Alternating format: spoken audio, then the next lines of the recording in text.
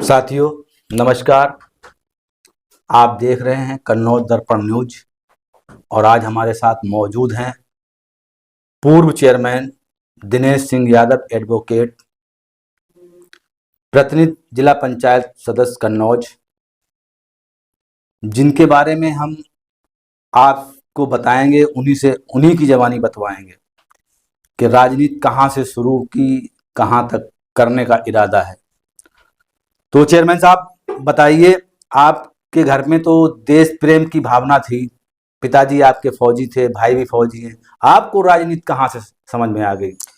सबसे पहले कन्नौज दर्पण के दर्शकों को मेरी तरफ से नमस्कार। आज पहली बार आपके स्टूडियो में बैठने का सौभाग्य मुझे प्राप्त हुआ। इसके लिए सबसे पहले आपके पूरे कन्नौज दर्पण के जितने भी संबंधित अधिकारी जिम्मेदार हैं, उन सबको बहुत बहुत धन्यवाद। आपने पूछा मेरा परिवार तो देश सेवा में था, मैं राजनीति से कहाँ आया, कैसे आया। आज 2002 में मेरे पिताजी इस नगर पंचायत से चुनाव लड़े थे। तब मैं फर्स्ट ईयर का एग्जाम दे रहा, इंटर का एग्जाम तैयारी कर रहा था, इंटर में था। तो पिताजी चुनाव लड़े लोगों के कहने पे, जबकि मेरे पिताजी तो आर्मी से रिटायर थे, उनको इतना नहीं था चुनाव के प्रति, लेकिन लोगों के कहने पे वो चुनाव लड़े और पिताजी चुनाव हार गए। उसी दिन मन में एक विचार आया कि पिताजी का अधूरा सपना हम पूरा करें। मैं कानपुर पढ़ने चला गया। उस पढ़ाई कर रहा था, उसी दौरान 2006 में नगर निकाय का चुनाव आया। मैंने अपनी भाभी को चुनाव लड़ाया और वो चुनाव जीते। इसके बाद 2007 में मैंने छात्र संघ, कानपुर विश्वविद्यालय का छात्र संघ का चुनाव लड़ा और मैं चुनाव जीता। उसके तुरंत बाद अखिलेश यादव जी ने मुझे छात्र सभा का जिला अध्यक्ष बनाया। 2007 से लेके 2012 तक पार्टी के लिए लगातार कार्य करते रहे। 2000 विधानसभा चुनाव के बाद मैंने एक उपचुनाव था नगर पंचायत में, मैं उपचुनाव भी लड़ा और उसमें मैं चुनाव हार गया। फिर 2012 में पूर्ण कार्यकाल होने के बाद पुनः चुनाव जब हुआ, उसमें मैं चुनाव लड़ा और इस तालग्राम की जनता ने मुझ पर भरोसा जताया। चुनाव जीतने के बाद सबसे प्रथम मेरा प्रयास था कि इस नगर पंचायत में कुछ नया होना चाहिए। प्रयास करके नगर पंचायत को आदर्श का दर्जा दिलाया। आदर्श के तहत तमाम विकास हुए जो किसी से छिपे नहीं है। 2012 से पहले छिबरामऊ बस स्टॉप से लेके अगर आप चंदर सैयद तक जाएं रात में 9 बजे तो बड़ा मुश्किल लगता था। तमाम झाड़ियां, तमाम कोई रोशनी या कुछ भी कोई व्यवस्था नहीं थी। जो मैंने कराया किसी से छिपा नहीं। आसपास चाहे क्षेत्र का लोग हों, चाहे जिले के लोग हों, चाहे नगर के लोग हों, सबने देखा मैंने नगर में किन परिस्थितियों में चुनाव हुआ है। लेकिन इसके बाद भी मैंने नगर में गंगा जमुनी की तहजीब कायम की। मेरा भाईचारा हिंदू मुस्लिम एकता का लगातार चलता रहा। 2015 में लोगों ने बड़ी इच्छा जताई तो मैंने अपनी पत्नी को जिला पंचायत का वार्ड नंबर 11 से चुनाव लड़ाया और रिकॉर्ड वोटों से निर्दलीय चुनाव जीती। इसके बाद पुनः फिर चुनाव आया नगर पंचायत का 17 में। तो पत्नी मेरी जिला पंचायत थी, सरकार भारतीय जनता पार्टी की थी, तो वो चुनाव ना लड़ पाए और हम ना चुनाव लड़ पाए। महिला सीट तो करा दी गई। फिर मैंने अपनी भाभी को चुनाव लड़ाया और वो रिकॉर्ड वोटों से तो ये जीती। जो आपने भाभी को चुनाव लड़वाया था, तो ये क्या नगर अध्यक्ष के लिए लड़वाया था आपने? जी। और इससे पहले जो आपने 2006 में चुनाव भाभी को लड़वाया था, वो कौन सी भाभी थी? वो मेरी सेकंड नंबर वाले भाई शेर सिंह है। और किस पद के लिए चुनाव लड़ा था उन्होंने? वो सभासद के पद का चुनाव जी। लड़ा था। और जो सबसे बड़े भाई हैं भारत सिंह यादव, मेजर सूबेदार, उनकी पत्नी, उनको चुनाव 2017 में लड़वाया। तो नगर आपने वो चुनाव भी देखा, नगर के सभी लोगों ने, हिंदू मुस्लिम सभी ने एक साथ होके रिकॉर्ड वोटों से जितवाया। उस समय उत्तर प्रदेश की नगर पंचायतों में बड़े मतों में प्रथम प्रथम स्थान स्थान पर मिला। स्थान मिला। भारतीय जनता पार्टी की सरकार थी, तमाम तरीके से घेराव रहा। पूरी 5 साल में सरकार की एक भी ग्रांट 5 साल में नगर पंचायत में नहीं आई। उस समय ये भी था कि सरकार ने बहुत ज्यादा बजट ढूंढा को दे रखा था, जिससे कि जो लोगों की छतें नहीं थी उनकी छत बन सके। आपने देखा नगर में इतने आवास बनवाने का काम किया, इतने कल्पना भी नहीं लोगों ने की होगी। और एकदम निष्पक्ष साफ सुथरा, किसी के साथ कोई भेदभाव नहीं हुआ, चाहे वो हिंदू या मुस्लिम। आपने देखे लोग आज जिनके पास झोपड़ी पड़ी थी, आज वो अपने मकानों में रह रहे।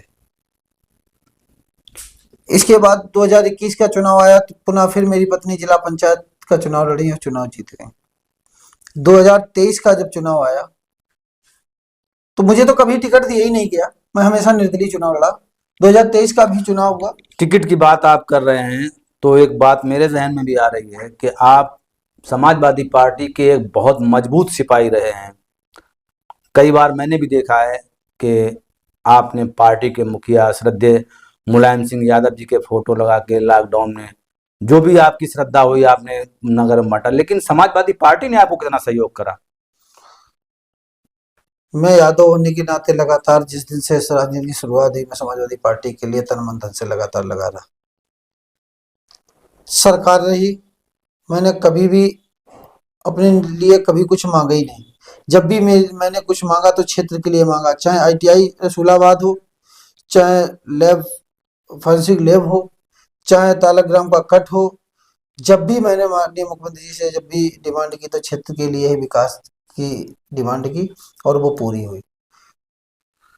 राजनीति में होता क्या है कि बड़ा नेता कभी छोटे नेता को उठने नहीं देता। लोकल की राजनीति रही, तमाम कानाफूसी रही, वो कानाफूसियों से मेरी राजनीति भेंट चढ़ गई। कहाँ पे क्या हुआ वो जानते हैं, वो एक अलग का विषय है। 2023 का आपने चुनाव देखा, मुझे किस तरीके से घेराव मेरा किया गया। जब मुझे कोई इतने चुनाव मैं निर्दलीय लड़ा नहीं हरा पाया तो स्वयं अखिलेश यादव जी को यहाँ उतरना पड़ गया मुझे हराने के लिए, और उन्होंने मुझे चुनाव हराया। लेकिन फिर भी जनता ने मुझे उम्मीद से ज्यादा वोट दिया। बाकी पब्लिक की जो मंशा थी, पब्लिक ने जिसको चुना वो अध्यक्ष बने, हमें उसका कोई गुरूज नहीं हुआ। लेकिन उसके बावजूद भी इतना मुझे वोट मिलेगा, मुझे कल्पना नहीं कर सकते थे कि हमें इतना वोट अब मिल पाएगा। लेकिन फिर भी बहुत वोट मिला, इसके लिए मैं तालाग्राम की जनता का बहुत बहुत आभारी रहूंगा, जीवन पर्यंत रहूंगा।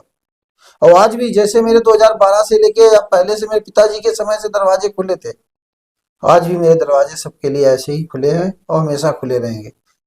भले ही समय ना मैं दे पाऊं, बैठ ना पाऊं या आ जा ना पाऊं, लेकिन अगर किसी को किसी तरीके की कोई समस्या है और मेरी मदद से उनको लाभ हो सकता है तो मैं हमेशा तैयार हूँ। नगर पंचायत के माध्यम से आपने कौन कौन से जनहित कार्य किए हैं? आपने देखा होगा 2012 से लेके 2023 तक जितने भी नगर पंचायत में अंतिम यात्राएं गई, मैंने अपना निजी ट्रैक्टर भेजने का काम किया है। अपने मैंने नगर पंचायत के सरकारी पैसे से नहीं भेजे कभी। लगातार अगर नगर में 3 डेथ हो गई तो मेरे पास अगर नहीं ट्रैक्टर है, 2 ही है मेरे पास, तो मैंने किराए पे हायर करके भेजा। लेकिन भेजा जरूर, अपना भेजा, कभी नगर पंचायत की सुविधा से नहीं भेजा। आपने देखा होगा जब लॉकडाउन था लोग कितना परेशान थे। मैंने 78 दिन लोगों को लॉकडाउन में सेवा करने का मुझे मौका मिला। इसी नगर में चाहे रात के 2 बजे हो, मैंने रात को 2-2 बजे बैठ के लोगों के निकाह करवाए हैं, आपके संज्ञान में भी है। कई ऐसे प्रकरण हुए। हमेशा मैंने कभी नहीं चाहा कि हमारे नगर की गंगा जमुनी तहजीब बिगड़े। वो जितना मैं कर सकता था मैंने कर किया, और लोगों ने, नगर की जनता ने मेरा सहयोग भी किया। नगर की जनता को आप क्या मानते क्या हैं? मैं तो नगर की जनता को हमेशा अपना आदर्श मानता हूँ, क्योंकि मैं तो बहुत छोटी सी उम्र में यहाँ चुनाव लड़ने आया था। सही से मुझे, क्योंकि मैं बाहर पढ़ाई की, बहुत ज़्यादा यहाँ के बारे में नहीं था, लेकिन फिर भी लोगों ने उस दौर में मुझे चुनाव जिताया, ये मेरे लिए बहुत सौभाग्य की बात है। मैं उन सभी पूजनीयों, जिन बहुत से लोग आज दुनिया में नहीं हैं, जिन्होंने मुझे आगे चलाया, मेरे लिए रात दिन मेहनत की, वो आज नहीं है। मैं उन परमपिता परमात्मा के लिए कामना करता हूँ कि वो जहाँ भी से भी देख रहे हों, जहाँ भी हों, उनको सुख शांति मिले। क्या पिछले चुनाव में आपने अपने आप में ये महसूस किया कि आपसे कहाँ पर गलती हुई है? नहीं, हमसे कोई गलती नहीं हुई। आपने देखा था, लोगों ने छल किया जनता के साथ, एक धोखा किया, धोखे के तहत मुझे चुनाव हराया गया। आपने देखा होगा, एक वीडियो वायरल हुई जिसमें बनावटी आंसू बहाकर बताया गया कि अगर मुझे वोट नहीं दोगे तो मुझे, मेरी हत्या हो जाएगी, मुझे फांसी हो जाएगी। किस बात की फांसी हो जाएगी? आपने आप चोरी के मामले में जेल गए, आप जो उसमें आपने सजा, जो भी आप जेल गए, जमानत हो गई, घर आ गए, कौन सा अपराध हो गया, कौन सा वो हो गया, आपको क्यों फांसी हो जाएगी? लेकिन ये तालक बहुत भोली वाली जनता है, उन आंसुओं के देख के आपके बहकावे में आ गई। लेकिन उसके बाद जनता के साथ आपने क्या किया? तमाम ऐसे गरीब मजदूर बेचारे, जो अपनी आवाज सामने कह नहीं सकते हैं, आज अपने घरों में चुपचाप बैठे हैं, उनकी मदद नहीं हो पा रही है। अगर वो मदद के लिए हमारे पास आते हैं तो 10-5 लोग ऐसे तैयार कर दिए गए, घेर लिया जाता है, तुम क्यों गए उसके पास? वो काफिर है, वो हिंदू है, हिंदू के घर क्यों गए? अरे मैंने तो हिंदू मुस्लिम कभी माना ही नहीं, आज मुझे हिंदू बना दिया गया और उनको मुसलमान बना दिया गया। ऐसा कह के लोगों को दबाया जाता है। ऐसा नहीं है कि सभी लोग एक समान हो। बहुत आज भी ऐसे लोग हैं जो बेचारे सोचते हैं कि वर्तमान में कहीं मेरा नुकसान कर देंगे, मुझे लाभ नहीं पहुंचाएंगे, इसलिए हम अपने चुप घर में बैठे हैं, मुझसे गलती हुई है। और लोग झूठे आंसू में आ गए, आज वो पछता भी रहे हैं। क्योंकि क्या 10 ही 5 लोग पूरी नगर पंचायत के सिर्फ ठेकेदार हैं? क्या उन्हीं ने सिर्फ जिता दिया? जनता ने वोट दिया है, वो अखिलेश यादव जी की मेहरबानी रही है, तब चुनाव जीते हैं। आगामी कुछ वर्षों में फिर नगर पंचायत का चुनाव आ रहा है। जनता अगर आपको फिर चुनती है तो आप जनता के लिए क्या लेके आएंगे नया? मैंने तो हमेशा नया ही सोचा है, कुछ ना कुछ नया ही धमाका होता है।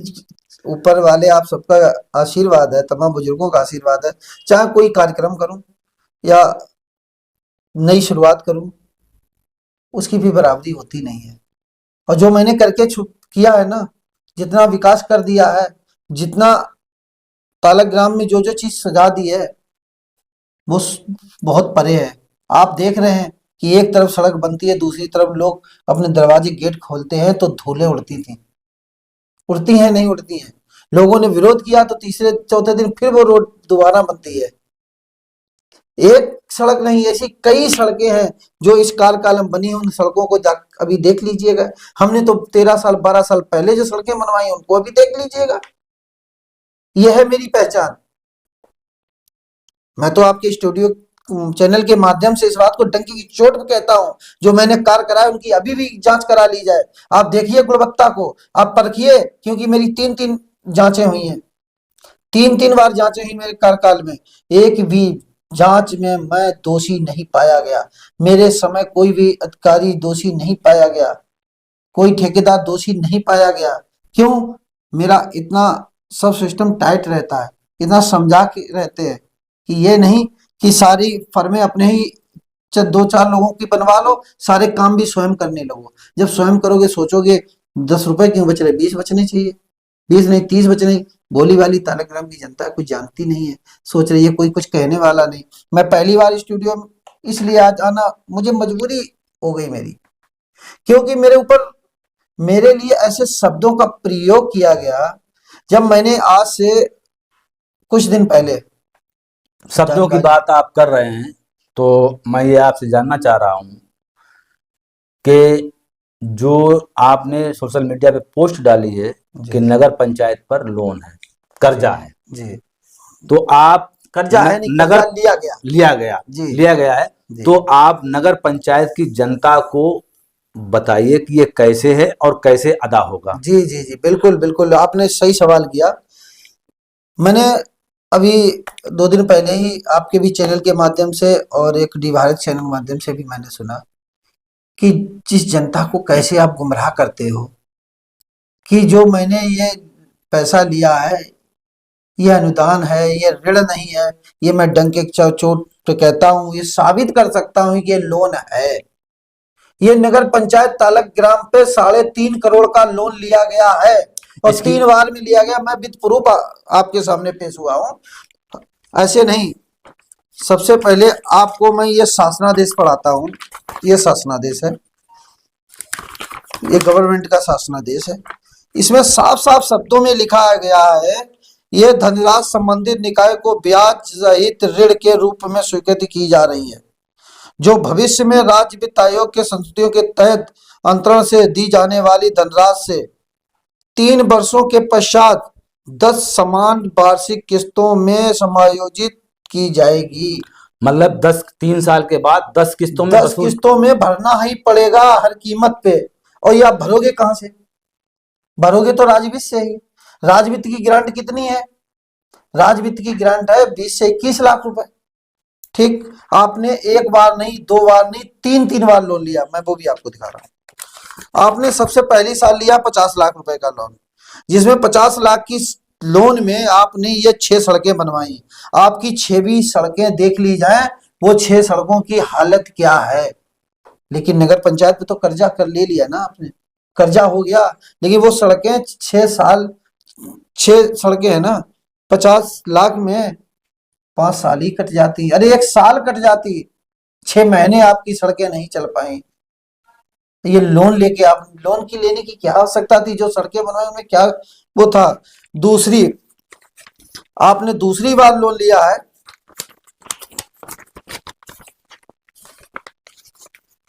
1 करोड़ रुपए का।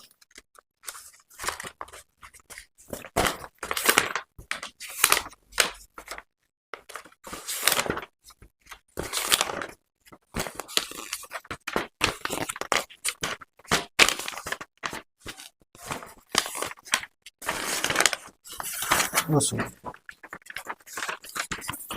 ये आपने दूसरी किस्त में 1 करोड़ रुपए का फिर पुनः लोन लिया दूसरी बार।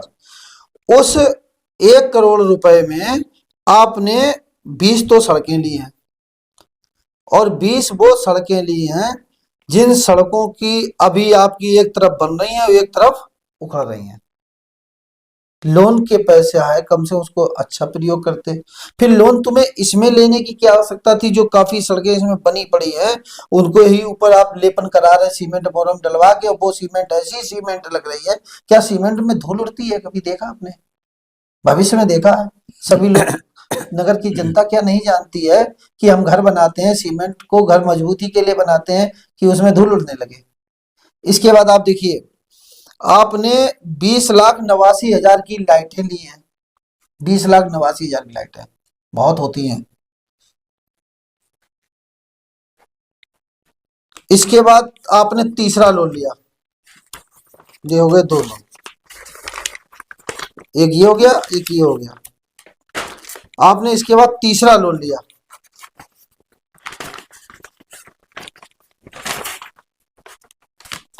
तीसरा लोन आपने लिया है 2 करोड़ का। 2 करोड़ के लोन में आपने फिर, आप देखिए,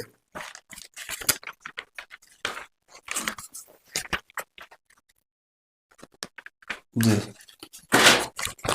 2 करोड़ के लोन में आपने पुनः 20,89,000 की फिर लाइटें ले ली। वो लाइटें जाती कहाँ है साहब? ये जनता पूछेगी आपसे। तालक ग्राम की जनता की, ये जनता का पैसा है। क्योंकि कोई लाइटें ये गिनने नहीं आता आपके पास, कोई ये देखने नहीं आता आपने कहाँ लगाई कहाँ ना लगाई। अगर इतनी लाइटें आपने इसमें ली, 85 लाख रुपए की लगभग लाइटें, आप देखिएगा, जो आदर्श जब मैंने नगर पंचायत से मेरा कार्यकाल खत्म हुआ, लास्ट में मैं करा पाया किसी तरीके से पंडित दीनदयाल में, तो 3 करोड़ रुपए। लास्ट की बात आ रही है तो मेरे दिमाग में एक सवाल आ रहा है। जिस समय आपका कार्यकाल समाप्त हुआ तो सुनने में आ रहा है कुछ पैसा नगर पंचायत में आया हुआ है, तो उस पैसे के बारे में कुछ जानकारी आप जी जनता को जी देंगे? जी जी, उसके उसके पहले मैं एक चीज और बता दूं। आपने आपने इस 2 करोड़ रुपए में क्या किया, आप ये देखिए।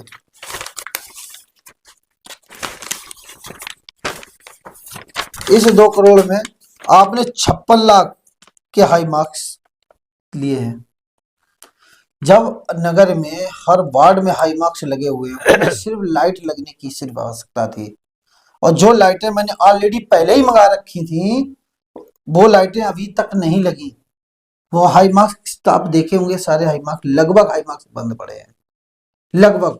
आपने वाटर कूलर लगाए, कितने वाटर कूलर आपके चल रहे हैं? या पहले से जो वाटर कूलर आपने मरम्मत कराए, कितने चल रहे हैं? आप 56 लाख का एक लाइट ले रहे, 20,89,000। एक पहले किस्त में ले 20,89,000, सेम मतलब उतना ही फिक्स अमाउंट है। कम ज्यादा एक लाइट नहीं हो सकती है, उतनी ही लग जाती है क्या? सोचने का विषय है। और 56 लाख के फिर आपने हाई मार्क्स लाइट ले ली। अब आपने जो पूछा मुझसे पंडित दीनदयाल में 3 करोड़ रुपए, उस 3 करोड़ रुपए का इतना बड़ा बंदरबाट हुआ है। मैं तो सरकार में बैठे तमाम बड़े नेताओं से भी कहना चाहूंगा कि इस पे गहन से इसको देखा जाए कि सरकार के पैसे का किस तरीके से दुरुपयोग नगर पंचायत तालकग्राम में किया जा रहा है। इस काम की एक एक की जांच करानी चाहिए कि आखिर ये पैसा कहाँ लगाया गया और कहाँ चला गया। आपने मैंने सोलर लाइटें, 48 नग सोलर लाइटें के लिए लगभग 29.5 लाख रुपए स्वीकृत कराया था। आपने सोलर लाइटें कितनी नगर में आपको दिख रही हैं जो बिना लाइट चली जाए और जलती रहे? कहाँ चली गई? क्यों नहीं लगी? इसके बाद आप 18,06,750 रुपए की एलईडी लाइटें हाई मार्क्स थे, कहाँ चले गए? इसके बाद 21,89,79,000 की, 23,79,000 की 90 वाट की एलईडी लाइटें, 240 नग, 240 लाइटें अगर ली होती तो क्या कई दिवालियां अंधेरे में गुजरी होती? कई ईद और बकरीद अंधेरे में, आप देखिएगा छिबरामऊ बस स्टॉप से लेके थाने तक, और थाने से लेके चंदा सैयद तक, बाजार से लेके कुशलपुरवा तक सारी लाइटें बंद पाई गई। जब मैंने इस पर कल बोला कि मैं अब आऊंगा स्टूडियो, तो आज सारी लाइटों में काम होना शुरू हो गया। जब मैंने पोस्ट डाली क्या दिवाली अंधेरे में ही गुजरेगी, तमाम जनपद के जिलाधिकारी इस पर ध्यान दें, तो दूसरे दिन लाइटें सही होना शुरू हुआ। तो जब ईद बकरीद होली दिवाली पे आप नगर को जो रोशनी की व्यवस्था ऑलरेडी पहले ही से है उसको चालू नहीं करा सकते हो, तो आप 1 साल बेमिसाल, 2 साल बेमिसाल लिख रहे हो। किस बात की लिख रहे हो? अरे तुम्हें अपने मन में सोचो कि 1 साल बेमिसाल, अरे जनता से तो पूछो, तुम जनता के साथ कर क्या रहे हो? इस झोली जनता ने तुम्हें चुना है तो उसके साथ वैसे व्यवहार भी तो करना चाहिए। आप देखिए, इस 2 करोड़ रुपए जो लोन लिया गया, इसमें वो कार्य हैं जिनका कोई अच्युत करने का है ही नहीं। आपने वार्ड नंबर 2 में बहुत पॉइंट नोट करने वाला है।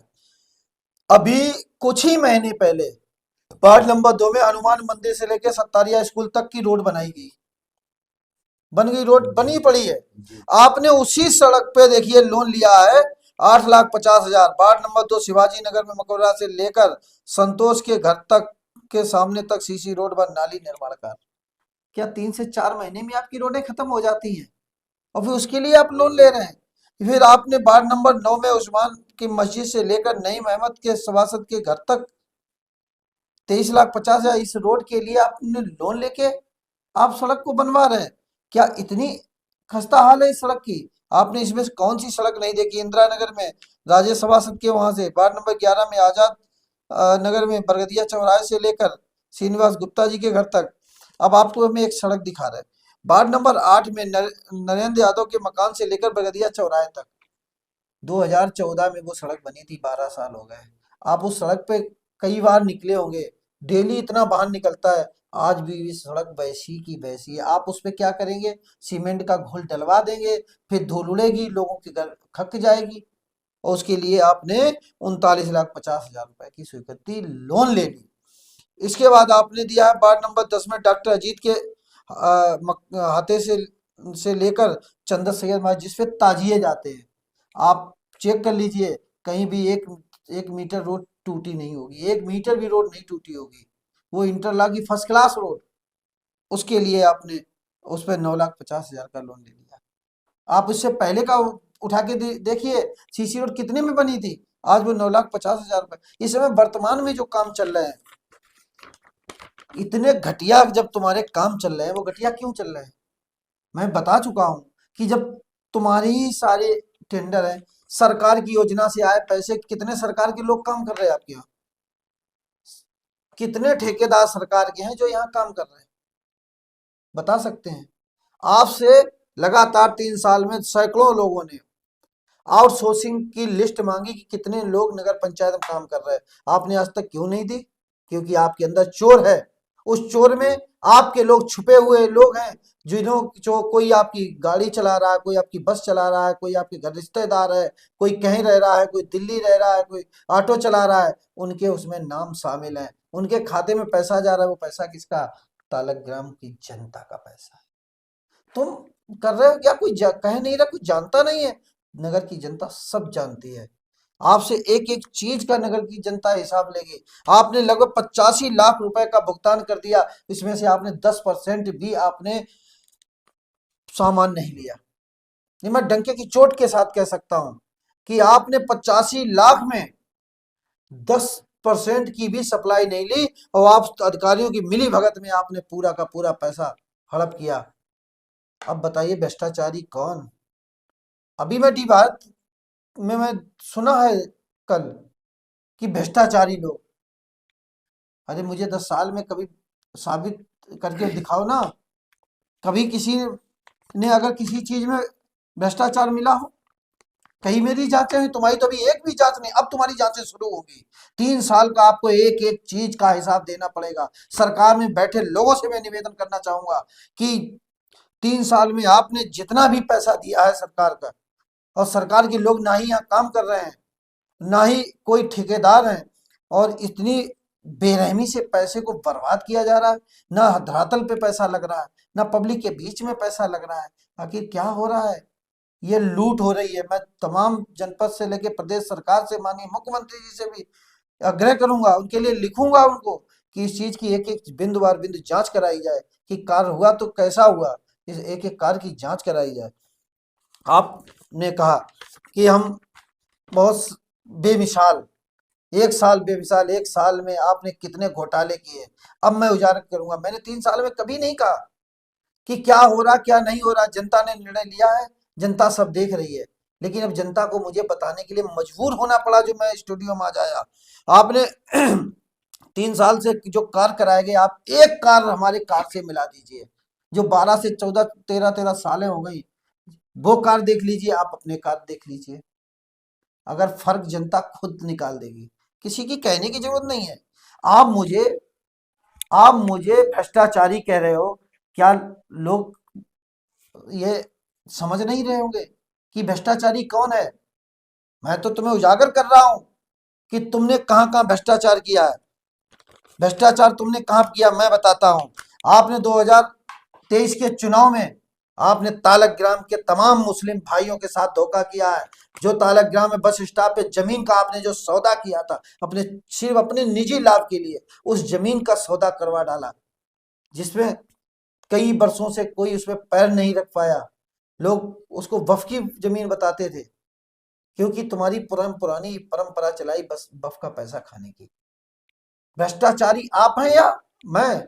आपने तालग्राम की तमाम मुस्लिम भाइयों की तरफ नहीं देखा कि ये जिसके लिए लोग लड़ रहे हैं, आपने उसी का सौदा कर डाला। उसके लिए पूर्व चेयरमैन स्वर्गीय देशराज साग जी की पत्नी ने चुनाव के बाद बाकायदा पोस्ट भी लिखा था कि उस जमीन के सौदे को करके हमारी पार्टी के लोगों ने मुझे धोखा दिया। साफ साफ लिखा था, आपने पढ़ा भी होगा।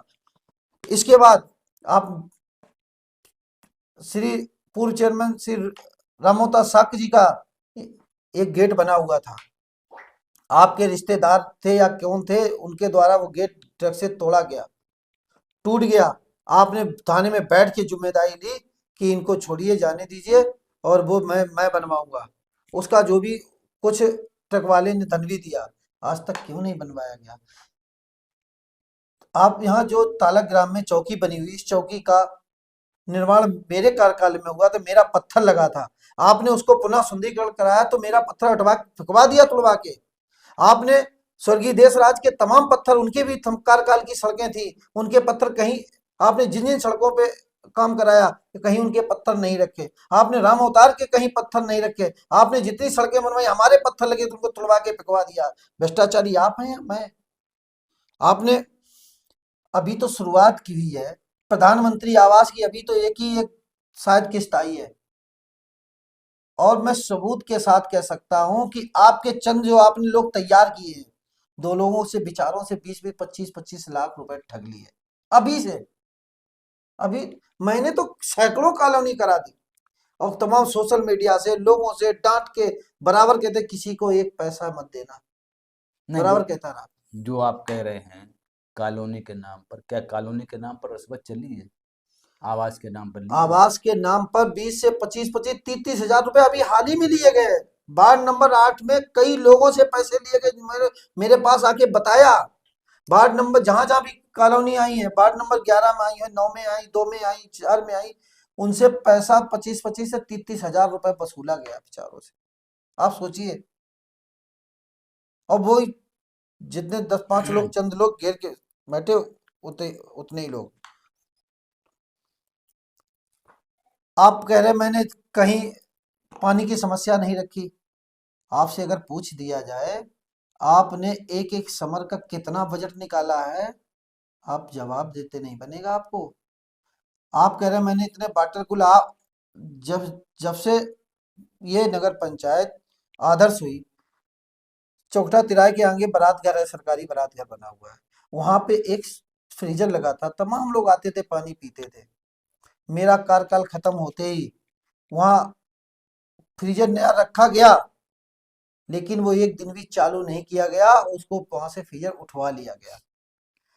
अभी अगस्त के माह में मेरे घर के सामने वाला जो रोड है उसका नाला टूटा था, एक ट्रक मोरम का आया था, वो बैक किया था।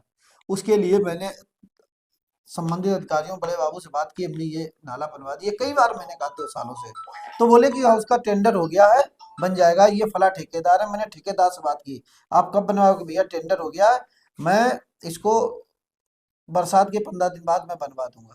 क्या अगस्त से अभी तक बरसाती हो रही? जब नहीं बनवाया गया, मैंने उस नाले को अपने पैसे से बनवा के उसका पटान कराया, मैंने अपनी अपनी जेब के पैसे से। ये है आपके 2 साल बेमिसाल।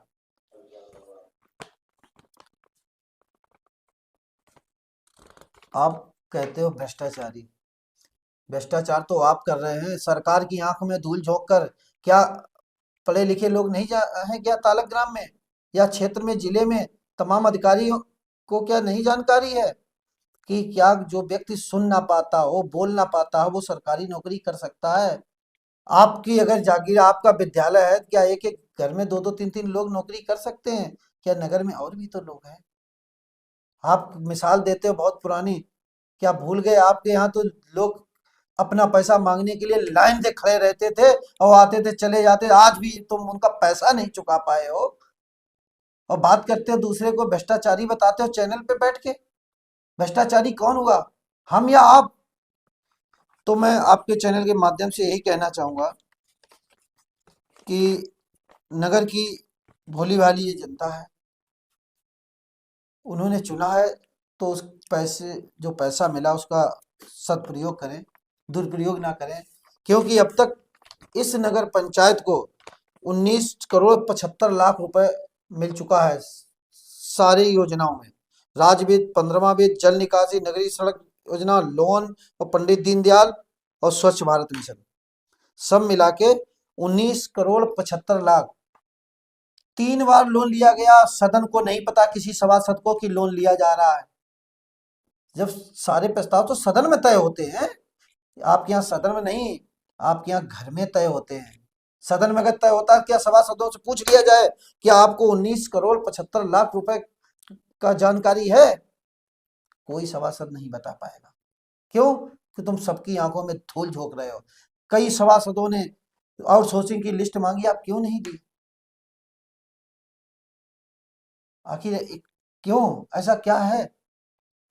आप कह रहे आपके कार्यकाल में, जब मेरा कार्यकाल था, महिलाओं की लाइन लगी रहती थी, चाहे पुरुष हो महिला बच्चा सब दौड़ के चले जाते थे। आज लोग झिझकते हैं नगर पंचायत जाने। क्यों नहीं महिलाएं जाती हैं? क्योंकि आपके यहाँ अपमानित किया जाता है। आपके यहाँ बैठे लोग, आपके जिम्मेदार लोग उनको अपमानित करते हैं। अभी हाल ही में बाजार में एक महिला को तभी 22-23 तारीख को बुरी तरीके से उसको अपमानित किया गया। अभी गीता पब्लिक स्कूल की वो अपने विद्यालय का गेट लगा रही थी, उस महिला को अपमानित किया गया। आपके कार्यकाल में तो महिलाओं को अपमानित किया जाता है। आप कह रहे हैं दूसरे को भ्रष्टाचारी बताते हैं। ऐसे कई उदाहरण हैं इस, जो महिलाएं मजबूरन नगर पंचायत नहीं जाती क्योंकि आप अपमानित करते हैं महिलाओं को। मैं तो कहता हूं तमाम अधिकारियों इसकी जांच कराई जाए कि आखिर ऐसा क्यों। और जो मैं कह रहा हूं, अगर स्टूडियो में कह रहा हूं तो सच कह रहा हूं। वेद प्रूफ मैं उनको खड़ा कर दूंगा कि हाँ मुझे अपमानित किया गया, और सैकड़ों लोगों को ये पता है। मैंने कभी विरोध नहीं किया, 3 साल में किसी तरीके से नहीं विरोध किया, ना कोई चीज का विरोध करना चाहता हूं। लेकिन मैं तमाम नगर के संभ्रांत व्यक्तियों से, नगर की जनता से निवेदन करना चाहूंगा कि इस चीज की आवाज उठाएं। क्योंकि अब आप सोचने का विषय है, मैं जी अगर लोन ना लिया जाता तो बोलता भी नहीं।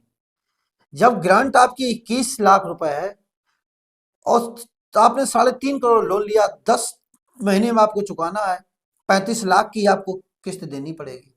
35 लाख रुपए कहां से दे पाएंगे?